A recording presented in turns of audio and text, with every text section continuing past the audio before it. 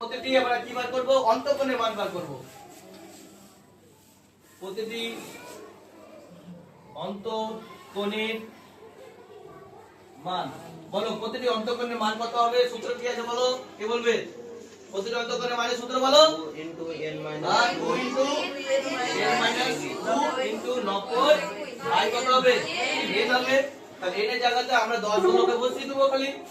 তাহলে 2 * 10 - 2 ইনটু কত হবে? 90 বাই কত হবে? 10 হবে। এটাকে এই 90 কে এবার এই 2 দিয়ে আমরা কি করব? মাল্টিপ্লাই করব। তো কত হবে?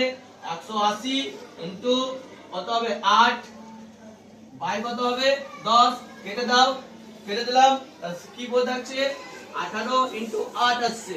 18 * 8 কে আমরা গুণ করি।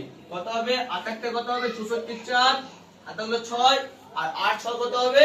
14 100